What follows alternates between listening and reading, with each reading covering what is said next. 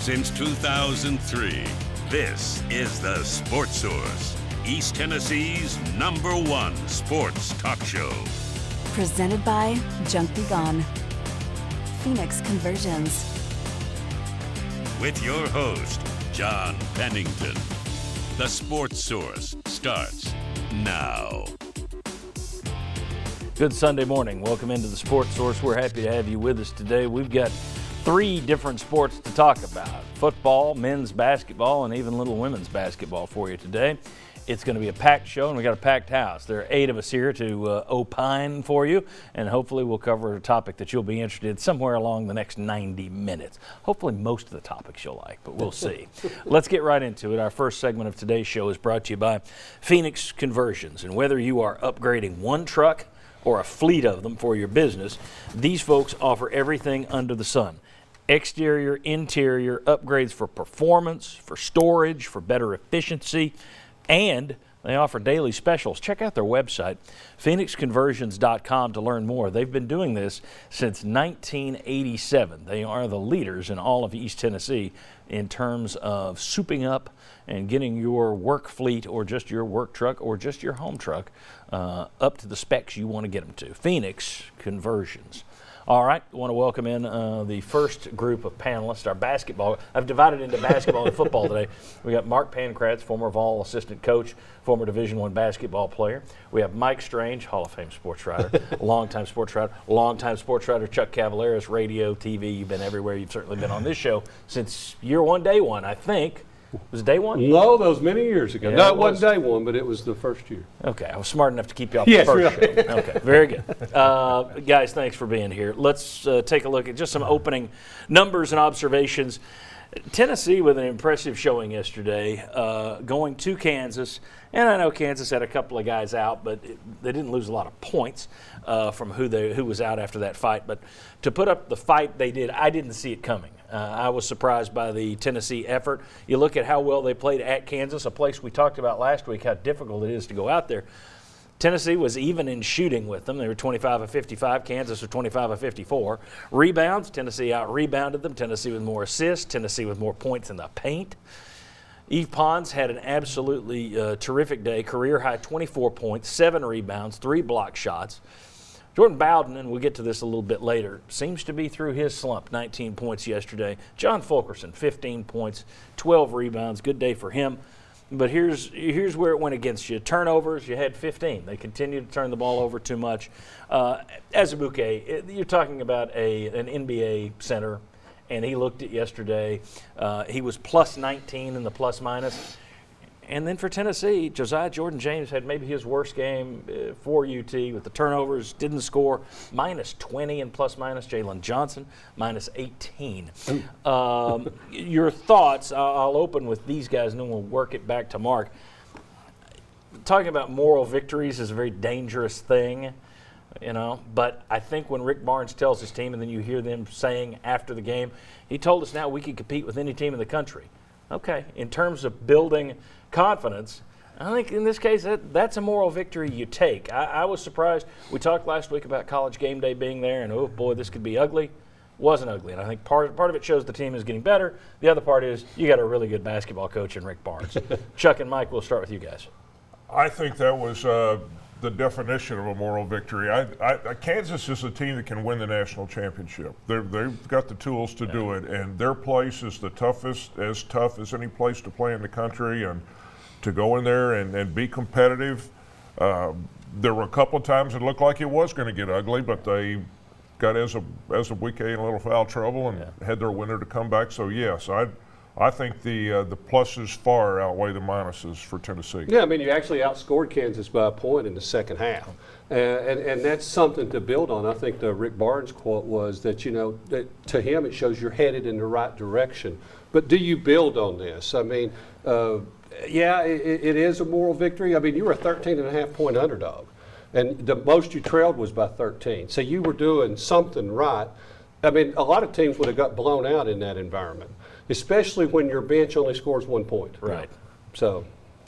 Well, I think the big thing they're starting to create some identity. Who would have thunk it that Fulkerson, start of the year, would be a guy that you'd be playing playing through. And they were strategic in getting the ball inside. Fulkerson not only has the hustle plays he's continued to do, but his ability to post up and then playing inside out. They don't have the ability. You heard Jay Billis talk about points in the paint and paint touches. They don't have a Dotson at the point guard like Kansas. You talk about all those stats. The difference is also the playmakers. They got the big guy downside, the inside and Azubuike that we couldn't match up with, and they had a point guard in Dotson that we couldn't match up with. And they were able to get points in the paint because of Dotson getting into the paint. But we were playing inside out, which allowed us to have better shot opportunities and for it to remain close. I think defensively is the other side of it. Is Barnes can continue to say is that is what we hang our head on, is our defensive play, and they showed that. That first 14 minutes was a clinic defensively. I want to jump ahead a little. I'm going to do something out of order here because of what you talked about. Let's go to the first of these next two full screens, if we could. Chris Lane, my fine director. Jordan Bowden, as we talked about last week, we showed some numbers. It seems he shot his way out of this thing. In the 4-game stretch, before the most recent 4-game stretch, 16% from the floor, 47% from the floor the last 4 games. So kudos to him for getting over whatever it was he was having to get over there. We know he had a death in the family. We know he had you had Turner go out. A lot of different things going on in his life. Clearly, I'm not saying he's going to shoot 50% the rest of the way, but looks like the dark days are past. But here's the one I wanted to talk about. You're talking about playing inside out. Tennessee averaged 24 3-point attempts a game from Memphis through the Georgia game, and they were 3-5. Okay, since then they have dropped that to 13 3-point shots a game. They're 2-1, with the one loss being to one of the top 3 teams in the country on the road in a close game. There's your inside out. I mean, it's no longer just gun it from 3. They're working that ball to Fulkerson.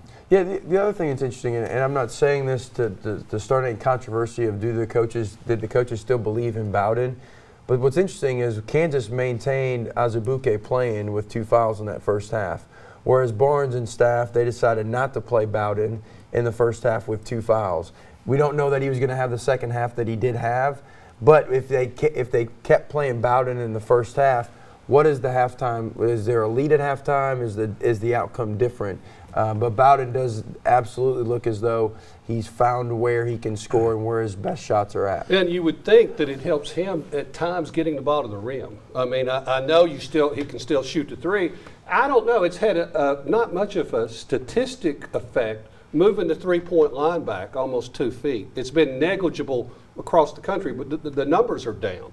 Sometimes that can have some effect on a shooter, but I just like it when he's trying to get the ball in there to the rim and not forcing it, because it seems like when he misses a couple of shots, like a lot of shooters, the confidence goes way, way, way down. Well, I think he got out of his slump those first 3 games by going to the rim and not shooting the 3. The encouraging thing yesterday was he added the 3. He brought his 3-ball back yesterday. Right. Well, the thing about it is it goes back to what we've all said about Bowden all year, right?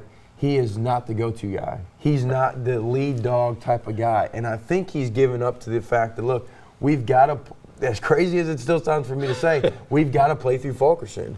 Vescovi's got to be the guy that dictates the offense. And now that takes the pressure off of Bowden in a different mindset to be the scorer that he's capable of. And kudos to Fulkerson for the jump he has made. But the other guy, the guy who starred yesterday, if you had told me prior to the season, after watching Yves Pond's offensive game, for the first 2 years he was here, if you told me, oh yeah, they're going to go to Kansas and he's going to put 24 up, I said, no, you're going to. And Jay Billis will be talking about how NBA teams have him on the radar. I would have thought, I didn't see. He's got the body for it. He's always looked like an Adonis, but I didn't think that this guy would develop the offensive game and the all-around game. I mean, the rebounds, the block shots. He's blocking shots left and right this year. Thoughts on Yves Pons? I know we've talked on air and off air that sometimes, look, you're giving guys more minutes, so the numbers are going to go up. Fair. He's a better player. He's taken it. His isn't just about the numbers. In my view, he looks like a guy who's really changed his overall basketball game. I'm not a coach. He guarded Azubuike in one possession, and a possession 2 later, he didn't get switched on him. Like the coaching staff put him on Dotson, their point guard, an All-American point guard, to stay in front of him, keep out of the paint. And so that ability that he has to guard every position is tremendous. And I said earlier last week that I didn't think he was an NBA player yet because of offensively the game has changed so much where it's off the dribble and that type of thing. But defensively, he is, if not the most impactful player defensively in the SEC. He's definitely way up there. And I did not see that coming into the season. No, and he showed it pretty early in the year, whereas Fulkerson is just getting better and better as the year goes on. Yeah, they just want Fulkerson to be more decisive when he gets the ball. I've heard Coach Barnes talk about that. Just make a move, and if it's not there, kick it out. Somebody's going to be open. All right, very good. When we come back, I want to talk about Tennessee's freshman class. It's a big class. Some of these guys we didn't expect much from. Some we did, some we didn't, and they're doing better than we thought. Let's talk about the freshman class. Are these guys where they should be 19 games into the season? Come on back on the Sports Source.